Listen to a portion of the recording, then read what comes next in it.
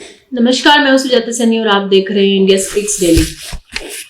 तो भारत सरकार कर्ज में डूबी हुई वोडाफोन और आइडिया में लगातार अपना हिस्सा बढ़ाती जा रही है।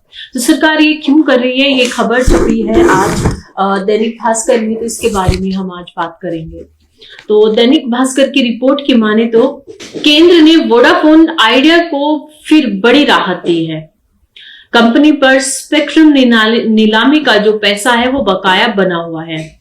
इसके बदले सरकार ने कंपनी में 36,950 करोड़ रुपए की 26.39% अतिरिक्त हिस्सेदारी खरीद ली है। तो इन कंपनियों को डूबने से बचाने को लेकर के सरकार ये कार्य कर रही है। इससे कंपनी में सरकार का हिस्सा 48.99% हो जाएगा। अभी सरकार के पास कंपनी के 22.6% शेयर हैं। यह हिस्सेदारी भी सरकार को 2023 में 16,130 करोड़ रुपए बकाया राशि के बदले में मिली थी। ऐसे में सवाल उठ रहे हैं कि सरकार करदाताओं के पैसे कर्ज में डूबी कंपनियों पर क्यों खर्च कर रही है। अब इस पर हम दैनिक भास्कर ने अपनी पूरी रिपोर्ट दी है। इतना ज्यादा पैसा लगा करके इन डूबती हुई कंपनियों को बचाना, वोडाफोन आइडिया का भी इस समय बुरा हाल है।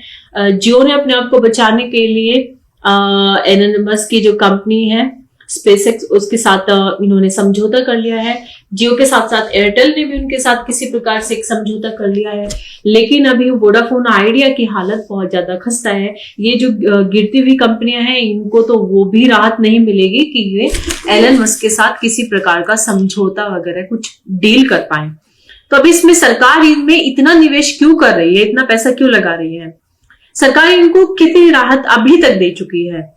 2 किस्तों में 53,080 करोड़ की राहत अभी तक दे चुकी है। और ये राशि सरकार के सीधे कंपनी को नहीं दी, बल्कि इतनी रकम के शेयर लिए हैं। इनके डायरेक्ट पैसा नहीं लिया, कंपनी के शेयर खरीद लिए गए हैं। वोडाफोन के शेयर 6.81 रुपए पर हैं और सरकार इन्हें 10 रुपए दे रही है एक शेयर के। बताइए, इतने हाई प्राइस में इनके शेयर खरीदे जा रहे हैं। कैपिटल माइंड के सीईओ दीपक शेनॉय के मुताबिक सितंबर 2021 में टेलीकॉम सेक्टर के लिए सरकार ने सुधार और सपोर्ट पैकेज की घोषणा की। इसमें स्पेक्ट्रम नीलामी की बकाया राशि को इक्विटी शेयर में बदलने का फैसला लिया गया था। कंपनी अधिनियम 2013 की धारा 53 के मुताबिक ऐसी किसी भी डील के तहत जारी शेयर की कीमत पिछले 90 दिन की ट्रेडिंग में उसके अधिकतम भाव से तय होगी। इसलिए सरकार इनको जो अधिकतम मूल्य दे रही है वो 10 रुपए प्रति शेयर दे रही है। मतलब इतने 10 रुपए प्रति शेयर में इनके वो खरीदे जा रहे हैं और ये 90 दिन की ट्रेडिंग के आधार पर होता है। तो इन्होंने जो मार्केट रेट आज है वो है 6.81 रुपए, वो न लेकर के 10 रुपए तक का इनका रुपए में इनका शेयर खरीद रही है। अब सरकार इन कंपनी को क्यों बचा रही है? टेलीकॉम एक्सपर्ट महेश उपल ने कहा कि यदि यह कंपनी डूबती तो मतलब होता कि प्रतिष्ठित global company Vodafone PLC Bharat में फेल हो गई है। इससे भारतीय बाजार को लेकर दुनिया में गलत संदेश जाता। कंपनी दिवालिया होगी तो सरकार को बकाया रकम वापस नहीं मिलेगी, यानी कि जो पहले जो पैसा दिया हुआ है वो भी वापस नहीं आएगा, तो आगे फिर इसलिए देना पड़ रहा है। साथ में इससे साख भी गिरेगी भारत के बाजार की। यदि सपोर्ट करने से बिजनेस पटरी पर लौटे तो सरकार फायदे में रहेगी। इसके बंद होने से टेलीकॉम सेक्टर में सिर्फ 2 कंपनियां जियो और एयरटेल का वर्चस्व हो जाएगा, जो सरकार नहीं करना चाहती है। सरकार चाहती है कि वोडाफोन आइडिया भी इस पूरे के पूरे जो व्यापार में गेम में बनी रहे, इसलिए इनको इतना पैसा दे रहे हैं। कंपनी के कितने ग्राहक हैं? 31 दिसंबर 2024 तक 20.7 करोड़ ग्राहक हैं। मार्च 22 के बाद कंपनी की आय लगातार बढ़ी है। घाटा 5 साल में आधे से भी कम रह गया, ये इनकी रिपोर्ट है। अब इसमें कहा गया है कि मार्च 2024 तक कंपनी का सालाना घाटा 31,236 करोड़ रुपए रह गया है। और अक्टूबर दिसंबर तिमाही में कंपनी की आय 4.16% बढ़ी है और 10,673 करोड़ हो गई है। घाटा 6,609 करोड़ रह गया है। तो ये कुछ आंकड़ा बताया है दैनिक भास्कर ने अपनी रिपोर्ट में। वही वोडाफोन आइडिया की पटरी पर आने की उम्मीद कोई है भी या नहीं? उपल के मुताबिक कि कंपनी के पास अच्छी टेक्नोलॉजी, मजबूत नेटवर्क और लीडरशिप अच्छी है। कंपनी के लिए सबसे बड़ी चुनौती कर्ज का बोझ बना हुआ है। ये धीरे धीरे कम हो रहा है। कंपनी 5G सर्विसेज लॉन्च कर रही है, ऐसे में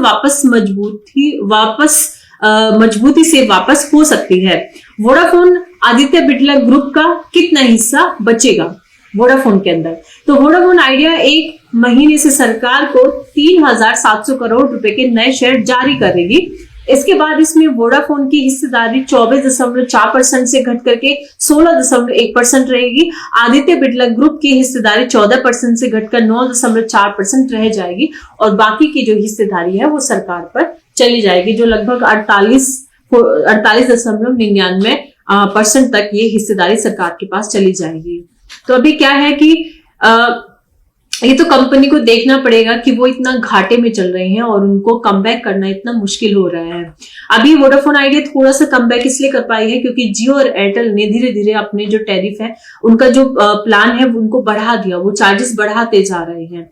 अनंत अंबानी की शादी के बाद लगभग 50 रुपए और बढ़ा दिया गया। तो ऐसे में रिचार्ज की जो बढ़ती कीमतें हैं उनको देख करके, उसके अलावा आइडिया, वोडाफोन और जियो ने जो किया था, आइडिया, वोडाफोन और जैसे कि बीएसएनएल ने भी किया था, उनका जो कीपैड वाला मोबाइल होता है उसमें भी उनके सिम, मतलब वो सिम और उनकी सर्विसेज भी वो देते हैं। तो अगर जो गैप है जो जियो और एयरटेल नहीं भर पा रही है या भरना नहीं चाहती है, उस गैप में भी आइडिया वोडाफोन काम करेगी, वीआई काम करेगी, तो भी वो अपनी रिकवरी कर सकते हैं और लगभग वो अभी इसी पर काम कर रहे हैं। अब देखना है कि जो इनका 5G लॉन्च होगा उसको लेकर के इनको कितना फायदा होता है और सरकार जो अभी इतना पैसा इसमें लगा रही है, तो कम से कम सरकार को ये तो श्योरिटी रखनी चाहिए कि ये जो पैसा इतना लगाया जा रहा है वापस भी होना चाहिए। तो खैर आगे इसमें क्या खबर रहेगी उसके बारे में हम आपको अपडेट देते रहेंगे। ये खबर आपको कैसी लगी है? लगातार जो मोबाइल का रिचार्ज है वो बढ़ता जा रहा है, हर व्यक्ति इस चीज से परेशान है, कंपनी आपस में होड़ कर रही हैं। ऐसे में जो अभी एलन मस्क की जो भारत में एंट्री हो जाएगी उसकी कंपनी की, उसके बाद क्या होगा? स्पेसएक्स के साथ जियो और एयरटेल ने जो समझौता किया, उसके बाद हमारे जीवन में क्या बदलाव आएंगे?